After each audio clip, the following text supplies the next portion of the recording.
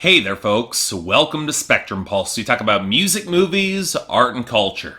And today we're going to be talking about the newest project from Freddie Gibbs called You Only Live Twice. And if you all think that you had a bad year in 2016, I think Freddie Gibbs might just have you beat here. Because while on tour in France in early summer of last year, he was arrested and later extradited to face sexual assault charges in Austria. And while I immediately got the sinking feeling I get whenever an artist I otherwise like is accused in cases like this, the more I dug into the case and researched it, the more pieces did not really seem to come together. This was not an R. Kelly-esque case where evidence and testimony was being willfully ignored because the suspect was famous. And the reason that charges were thrown out in the end was because of a lack of and contradicting evidence. Charges, I should add, that were only pursued when the girl came forward 8 months after the alleged crime and with no extradition sought from the United States. And considering Austria has an extradition treaty with the US, and why would they want to keep him given all the things that he's accused of, it looked kind of sketchy as hell that they had to nab him in France first to pick him up. But more than even that, even though I don't claim to know Freddie Gibbs here, the allegations didn't seem to make a lot of sense to me, even from the persona that he put forward in his music. Yeah, he's a gangster rapper. I don't doubt that drugs have been sold, especially cocaine, and that guns have been fired. But especially if you go off of his last two albums, Pinata with Madlib and Shadow of a Doubt, and the fact that he was planning to settle down with his longtime girlfriend, now wife, and infant daughter, Freddie Gibbs always seemed like he played by more of a hard code of honor and always seemed to give women a fair amount of respect. Again, you really can't make judgments from music alone. It's not like anybody would thought that Chris Brown would hit Rihanna before 2009, but Freddie Gibbs is a rapper who stayed underground in order to be more honest, who made songs like Deeper, Shame, and Insecurities. That he would engage in sexual assault, it didn't even seem credible. He's not Kodak Black here. So okay, why even bring that up? Well, Freddie Gibbs is planning on making a point of addressing it directly on his newest project, which actually kind of reminded me a lot of what Michael Gira did in that most recent Swans project, The Glowing Man, from last year, when allegations were thrown in his direction, make some music about it. And from the sounds of it, Freddie Gibbs is not about to hold back on getting that second chance of freedom. He's the sort of guy who would fight tooth and nail to clear his name in the public eye and set the record straight. And considering how we're dealing with one of the most ruthlessly effective gangster rappers currently in the industry, mainstream or underground, I was expecting this newest project, kept trim and focused at 8 songs. Nice to see that the projects aren't going long anymore. This is barely over a half hour. I was expecting it to hit hard. So does Freddie Gibbs manage to clear his name with You Only Live Twice? Well, yeah, I'd say he does enough in this department. But what gets frustrating is that it's pretty much the only reason I would recommend checking this out. Without a doubt, it feels like a transitory album, something that Freddie Gibbs dropped pretty quick to satiate his fan base while being out of the game in most of 2016 and working on that Pinata follow-up with Madlib. But while it serves as a fine enough update to what he's been doing, as a project is just nowhere near as compelling and sharp as I know he's capable. In other words, Freddie Gibbs might feel like he's got a second chance at freedom here, but it's a sort of rebirth that both feels like a lot more of the same and not quite deserving the same level of fanfare as we got in the album cover. Again, it's decent, but it should have been a lot better. Well, okay, maybe that's not quite fair. Mostly because Freddie Gibbs is still a rapper that I like a fair bit. His flow is authoritative but expressive. He can get melodic enough to handle his hooks while never sounding soft, and that's before you take into account that he's got bars that seem to run on for miles and flows that kick into double time almost effortlessly. He makes it look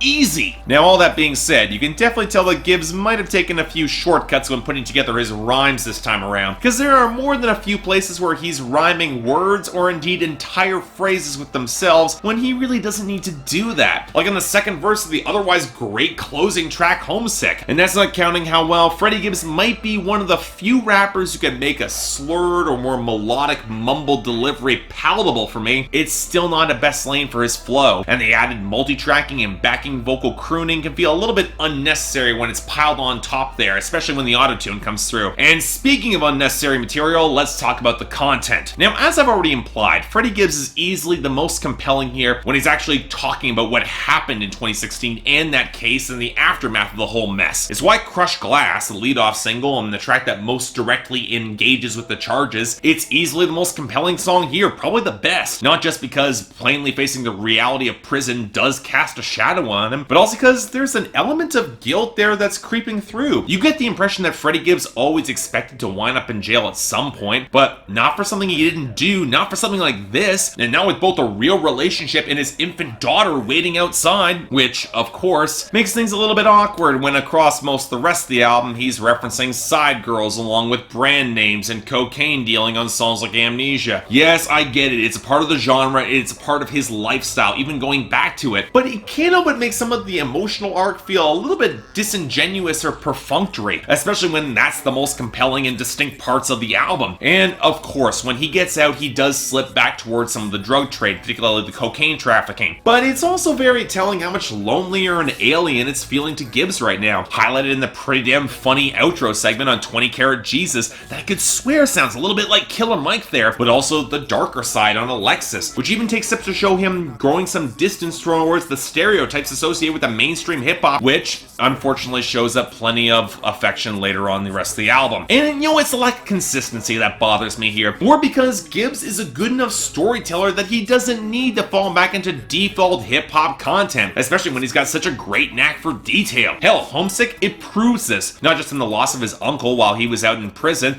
and how a lot of his old partners in crime have drifted away, leaving him returning home to America, still watched by the cops and now just alone, but even down to the details of how he couldn't read any of the books while he was in jail in Austria because they were all in German. So when his wife visited, she brought him books, and she stood by him regardless of the charges here, even despite a lot of his lifestyle. Something that really does seem to move Freddie Gibbs, especially as so many other people, men and women, some even his partners, have left him behind here. Hell, I really was just more the record hit those deeper emotional notes in the content, especially as a lot of the production, well, okay, I would not say I'm blown away, but it certainly fits most of Gibbs' content and flows. And while I really can't say it's as textured or colorful as what the beats that Madlib have given him in the past, there are some melancholic sparkle to many of these beats that contains a fair amount of melody against the sharper snares and textured bass beats, even if at certain points it can feel a tad more dank and watery than it really needs to. 20 Karat Jesus, fine example. Before the beat switch, we get heavy bass beats against the cascades of chimes and this watery little melodic fragment, but when it switches up into swells of gospel vocals and a slightly more flexible and sinuous bass line, it feels a little bit more natural against Gibbs' authoritative flow. Similar case with the old school glitter of the sample on Alexys, or the hollow guitar and fluttering strings of crushed glass against the sharper tracked snare, or the dry fizz of the drums against the desaturated mix on Phone Lit. That's even bleaker against the hollow pianos on Homesick. And compare all this to the dank,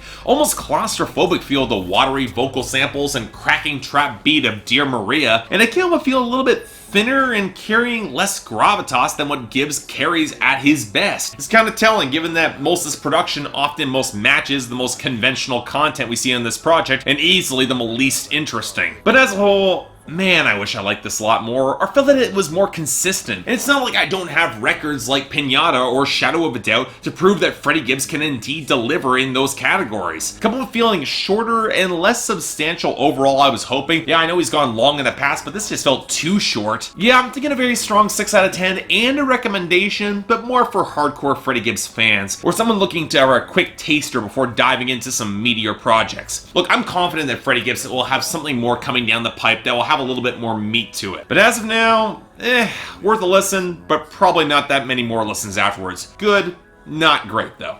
So yeah, thanks a lot for watching. Like to like and subscribe, I'd be more than grateful. I got the link down in the description below if you want to buy the record, and although hardcore Freddie Gibbs fans, the poll's right there for you all to tell me how wrong I am. But beyond that, anything else I might be able to do to improve my presentation, I'm all ears. And if you guys want to get involved in my scheduling process, the link to my Patreon is right there, where 3 times a week you guys get to vote on records that are coming up my schedule, and once a week you guys in the higher Patreon tiers get to add records to my schedule. Looks pretty busy there right now, but until then, I'm Mark, you're watching Spectrum Pulse, and I'll see you next time.